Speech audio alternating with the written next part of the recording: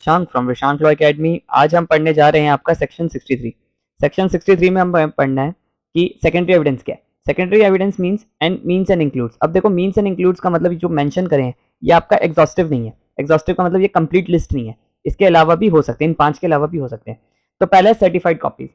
Certified copies giving under the provision there here on after contain, यानी कि इसमें बताया गया कि जो सर्टिफाइड कॉपीज आपका सेक्शन 76 में बताए गए हैं। 76 का मतलब यानी कि आपका एविडेंस एक्ट के 76 में बताए गए हैं, वो इसे ऐसे समझते हैं। देखिए एक एक को करके हम आराम से समझेंगे। सर्टिफाइड्स क्या होती है? सर्टिफाइड कॉपीज होती हैं, जैसे मान लो आपने सब रजिस्ट्रार ऑफिस में आपने एक रजिस्टर्ड विल सेल डीड कराई, ठीक है। ओरिजिनल जो होगा वो आपको मिल जाएगी वहां पर, क्या कहते हैं, ओरिजिनल आपको ए और बी को मिल गई, ठीक है। 2 कॉपी ए और बी को मिल गई, ठीक है। अब मान लो इनमें से किसी के पास नहीं है, तो अब यहाँ पर क्या होगा कि ये बी के पास नहीं है, तो ये एक ट्रू कॉपी निकलवाएगा। ट्रू कॉपी होती है इसकी कॉपी, ठीक है, इसकी कॉपी होती है, सर्टिफाइड कॉपी होती है। हालांकि वो बाकी से अलग होती है क्योंकि वो कोर्ट की उसमें स्टैंप लगी होती है। वो 76 में इसकी रेलिवेंसी है, ठीक है, सेक्शन 76 में उसकी रेलिवेंसी है। तो ये क्या मानी जाएगा? सेकेंडरी कॉपी मानी जाएगी। जो ये ट्रू कॉपी निकलेगी, ऐसे ट्रू कॉपी निकली होगी, ठीक है, ट्रू कॉपी की स्टैंप लगी होगी और उसकी जो फोटो कॉपी होगी, कोर्ट की स्टैंप लगी हो या सब रजिस्ट्रार की स्टैंप लगी होगी, तो वो ट्रू कॉपी जो होगी वो आपका सेकेंडरी एविडेंस है, ठीक है। तो वो सेकेंडरी एविडेंस में मानी जाएगी। दूसरा लिखा है यहाँ पर copy made from the original by the mechanical process, यानी कि कॉपी और की ओरिजिनल हुई है। तो इसका सिंपल सा एक मतलब है कि मैकेनिकल प्रोसेस में, ठीक है, मैकेनिकल मतलब यानी कि फोटोस्टेट की मशीन में या कोई भी ऐसी मशीन है जो छापने का काम करती है, उससे आपने ओरिजिनल से आपने फोटोकॉपी बनाई, ठीक है, ओरिजिनल से आपने फोटोकॉपी बनाई, तो ये है इसका मतलब। तो ये वाली तो प्राइमरी एविडेंस थी, ये क्या है? सेकेंडरी एविडेंस है। तो ये फोटोकॉपी क्या हुई? आपका सेकेंडरी एविडेंस हुई। सेकेंड वाला पार्ट ये कह रहा था। इससे रिलेटेड हमने याद हो अगर आपको, तो हमने वो भी पढ़ा था कि 62 में हमने ये पढ़ा था कि अगर एक यूनिफॉर्म तरीके से निकली है, ठीक है, यूनिफॉर्म तरीके से निकली है, तो एक दूसरे के लिए तो ये प्राइमरी है, ठीक है। थोड़ा सा एक बार अपना हम 62 के एक्सप्लेनेशन 2 में याद करते हैं क्या पढ़ा था हमने। उसमें हमने ये पढ़ा था कि अगर कोई ओरिजिनल से एक ही टाइम में एट वन टाइम, क्योंकि यहाँ पर क्या यूनिफॉर्म तरीके से एक ही तरीके से, यानी कि यहाँ पर फोटो स्टेट मशीन के यहाँ पर इसकी बात कर रहे हैं, ठीक है। यहाँ पर क्या एक ही तरीके से 3 कॉपियां निकाल ली है, ज्यादा निकाली, कॉपी 1, कॉपी 2, कॉपी 3, 3 बार निकाल ली, ठीक है। तो ये एक दूसरे के लिए तो प्राइमरी है, ठीक है, पर इस ओरिजिनल के लिए क्या है? ये सेकेंडरी है। तो वही बात हो रही है। तो मान लो यहाँ पर ये ओरिजिनल से ये जितनी भी निकली, ये तो सेकेंडरी एविडेंस हो गई, चाहे कितनी भी कॉपियां निकली हो। एक दूसरे के लिए तो ये प्राइमरी है, ठीक है, पर ये ओरिजिनल के लिए क्या है? सेकेंडरी है। तीसरा बात कर रहा है तीसरा बात कर रहा है copies made from the compared with originals. अब देखो सेकंड और थर्ड में सिंपल सा इनके बीच में यही डिफरेंस है कि यहाँ तो मैकेनिकल प्रोसेस था, यहाँ पर आपने खुद अपने हाथों से लिख के करा। तो यानी कि देखो यहाँ पर क्या था, कोई आपने फोटो, सेकंड में हमने ये पढ़ा कि कोई फोटोकॉपी या मैकेनिकल प्रोसेस से, यानी कि कोई टेक्निक से निकाला है। और थर्ड में आपका क्या है कि मान लो ये कॉपी एक डॉक्यूमेंट है, इसको मैंने खुद अपने हाथों से लिख के, से छाप के अपने हाथों से लिखना शुरू कर दिया, ठीक है। कोई मैकेनिकल प्रोसेस यूज नहीं करा, कोई स्टैम्प वैम्प ऐसे यूज नहीं करा, कोई आपका फोटोस्टेट की मशीन यूज नहीं करी, खुद से कर दिया। तो यहाँ सेल्फ करा है, ओरिजिनल से आपका मैंने खुद हाथ तो, ये ओरिजिनल थी, मैंने ओरिजिनल को देख के अपने हाथ से मैन्युस्क्रिप्ट कर दी, मतलब हाथ से लिख के बना दी। तो ये क्या है? सेकेंडरी। ये क्या है? प्राइमरी, ठीक है। तो यहाँ हम सेकेंडरी की एविडेंस की बात कर रहे हैं। फोर्थ हमने 63 का सब क्लॉज 4 तो हमने बहुत ही ध्यान से पढ़ा था 62 में। इसमें लिखा है counter parts of documents as against the party who did not execute them. इसका मतलब ये हो गया कि मैंने आपको बताया था कि जो ये टेनेंट है, ठीक है, टेनेंट ने एक कबूलनामा बनाया, ठीक है, और आपका ये लैंडलॉर्ड ने, मकान मालिक ने एक आपका पट्टानामा बनाया, ठीक है। अब ये एक दूसरे के पास चले गए, ठीक है, इसके पास डॉक्यूमेंट इसका आ गया, इसके पास डॉक्यूमेंट इसका आ गया। अब जो इसने डॉक्यूमेंट, जो ये कबूलनामा बनाया था, ये इसके लिए क्या है? आपका प्राइमरी एविडेंस है, ठीक है। इसके अगेंस्ट में क्या है? अगेंस्ट में इसके क्या है? प्राइमरी एविडेंस है। जिसने जो बनाया उसके लिए तो ये अगेंस्ट में प्राइमरी एविडेंस है, और इसके लिए पट्टानामा लैंडलॉर्ड के लिए क्या है? प्राइमरी एविडेंस है इसके अगेंस्ट में। अगर कल को क्योंकि पोजेशन में तो अब टेनेंट के पास है ना कबूल पट्टानामा, तो ठीक है, पट्टानामा तो पोजेशन में अब इसके, क्योंकि एक दूसरे को दे दिया। अब एक दूसरे के लिए, एक जिसने बनाया उसके अगेंस्ट में तो ये प्राइमरी है, और अगेंस्ट में दूसरे के लिए क्या है? सेकेंडरी है, ठीक है। ध्यान से अगर आपको ये समझना हो तो हमने इसकी जो से पहले वाली 62 की वीडियो थी उसमें ध्यान से और समझाया। अब ये बहुत इंपॉर्टेंट है। 63 का सब क्लॉज 5 क्या कह रहा है? ये कह रहा है आपका oral accounts of the documents given by some person who has himself seen it। ये बहुत इंपॉर्टेंट है, यानी कि oral account भी चल सकता है, of a document given by some person, जिस person who have self given it seen it, जिसने उसे देखा है। यानी कि इसका मतलब है आपका, ऐसे समझिए, जैसे मान लो ये डॉक्यूमेंट है, ये मेरे सामने ही एग्जीक्यूट हुआ था और मेरे सामने इसके कंटेंट्स बने थे, ठीक है। अब ये खो गया, प्राइमरी एविडेंस नहीं है इसका।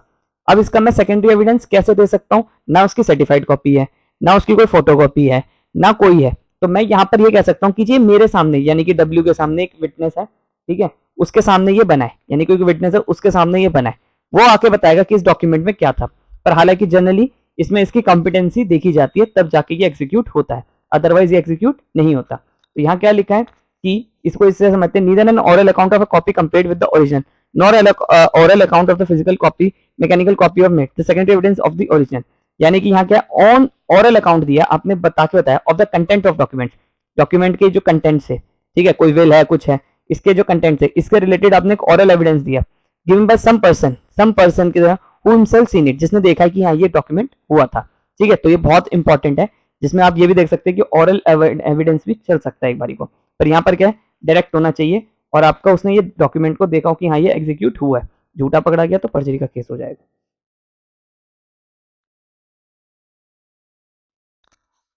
अब बात करते हैं आपका सेक्शन 64। सेक्शन 64 क्या कह रहा है? Proof of documents bye primary evidence.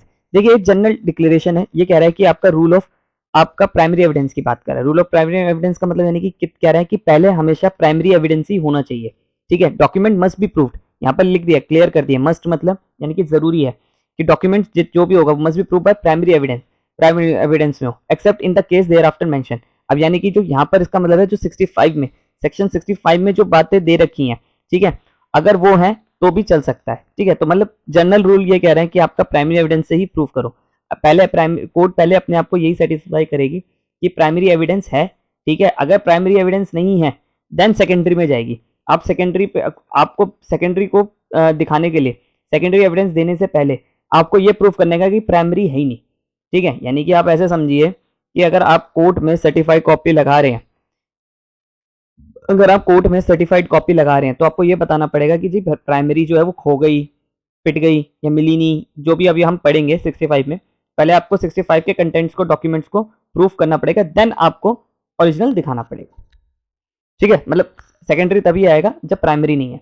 तो पहले कोर्ट ये भी कह सकती है कि पहले आप प्राइमरी के खोने का, इन चीज़ों का सबूत दिखाओ, देन हम सेकेंडरी पे आएंगे। तो सेकेंडरी को प्रूफ करने के लिए पहले आपको प्राइमरी के बताना पड़ेगा। देयर आफ्टर मेंशन मतलब यानी कि 65 के जो दे रखे हैं क्लॉज ए से लेके क्लॉज 65 के सब क्लॉज ए से लेके जी तक आपको उसकी फुलफिल करनी पड़ेगी, फिर आएंगे। अब एक बार 65 पढ़ते हैं। अब हम पढ़ेंगे 65। 65 क्या कहता है? देखिए 65 कह रहा है कि case in which secondary evidence related to document may be given, यानी कि अगर आपने सेकेंडरी एविडेंस देना है तो पहले ये बताना पड़ेगा कि प्राइमरी एविडेंस नहीं है, और नहीं है तो हमने 64 में पढ़ा था कि देयर एंड आफ्टर आपको ये बताने पड़ेंगे, ये चीज़ें, ये contents A B C D E F G H G तक जितने भी डॉक्यूमेंट्स, जी तक जो भी कंडीशंस है पहले आपको ये फुलफिल करनी पड़ेगी, देन आप बता सकते हैं कि ये डॉक्यूमेंट नहीं है।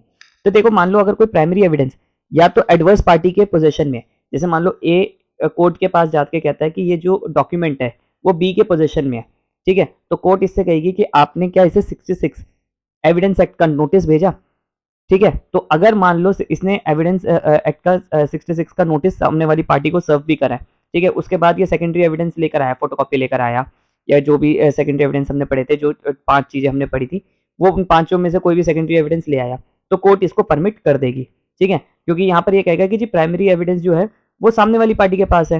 तो कोर्ट इससे बस इतना पूछेगा कि आपने क्या 66 का नोटिस सर्व करा है उसे कोर्ट आने से पहले, वो कहेगा, कोर्ट ये कहेगा हाँ, तो ठीक है, फिर आपका सेकेंडरी एविडेंस भी एक्सेप्टेबल है।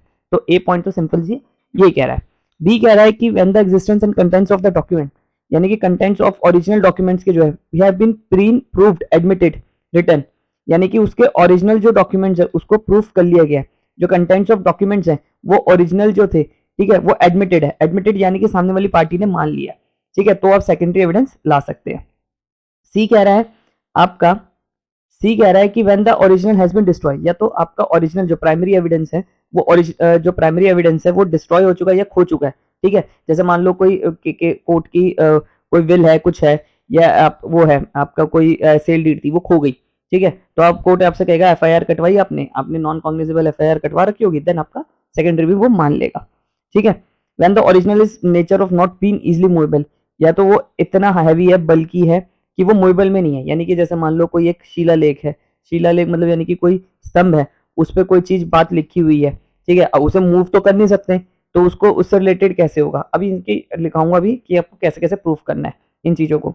When the original is produce and document with the meaning of section 74, यानी कि ओरिजिनल जो है वो पब्लिक डॉक्यूमेंट है, ठीक है, ओरिजिनल जो है वो आपका एक पब्लिक डॉक्यूमेंट है। पब्लिक डॉक्यूमेंट जैसे कि आपका सेल डीड है जो अब एसडीएम ऑफिस के अंदर जमा हो चुका है, ठीक है, ये आपका पब्लिक डॉक्यूमेंट में बन चुका है। या ओरिजिनल डॉक्यूमेंट है, कोई सर्टिफाइड है, उनको भी आप कैसे प्रूफ कर सकते हैं, ठीक है, सेकेंडरी एविडेंस। तो आपको मतलब जैसे मान लो मैं कहूँ कि कोर्ट की जो जजमेंट है वो तो जी कोर्ट में जमा है, तो सामने कोर्ट कहेगी कि उसकी आप है ना वो ले आओ, सर्टिफाइड कॉपी ले आओ। मान लो कोर्ट 1 से मेरा कोई फैसला आया, मुझे को कोर्ट 2 में लगाना है, मैं कहूंगा जी कोर्ट 1 में से जो फैसला है तो उसकी जजमेंट तो कोर्ट में है, तो कोर्ट कहेगी, कोर्ट 2 कहेगी आप इसकी सर्टिफाइड कॉपी ले आओ, तो भी आपका है, तो आपको यहाँ बताना पड़ेगा कि ठीक है इसकी सर्टिफाइड कॉपी है। और जी कह रहा है when the original consist of numerous of accounts, बहुत सारे अकाउंट्स है, मतलब यानी कि बहुत, बल्कि आपका न्यूमरस ऑफ है मतलब बहुत सारे हैं, न्यूमरस मतलब बहुत सारे अकाउंट्स हैं, एग्जामिन नहीं कर सकता, कन्वीनियंटली नहीं है कोर्ट के एग्जामिन, तो एक्सपर्ट ओपिनियन के थ्रू भी हो सकता है। अब देखो जो हमने ए सी डी पढ़ा था, secondary evidence of is admissible, इसमें आपका सीधा सेकेंडरी एविडेंस दे दिया जाएगा, ठीक है, जो आपका 63 में बताया गया, ठीक है। और बी जो है, बी हमने बताया था एडमिशन से रिलेटेड, कि सामने वाली पार्टी ने एडमिट कर लिया है, एडमिटेड फैक्ट है, ठीक है, तो उससे आपने रिटर्न एडमिशन आपने प्रूफ करनी है, कि आपको दिखाना पड़ेगा देखो जिसने इस डॉक्यूमेंट को माना है। और ई और एफ है, उसकी हम सर्टिफाइड कॉपी लगा सकते हैं, ठीक है। जी जो है, जी आपका कह रहा है कि अगर एक्सपर्ट ओपिनियन है तो एक्सपर्ट ओपिनियन के थ्रू भी आप उस डॉक्यूमेंट को प्रूफ कर सकते हैं। आई होप आपको ये वीडियो पसंद आई हो, वीडियो पसंद आई है तो चैनल को सब्सक्राइब करिए।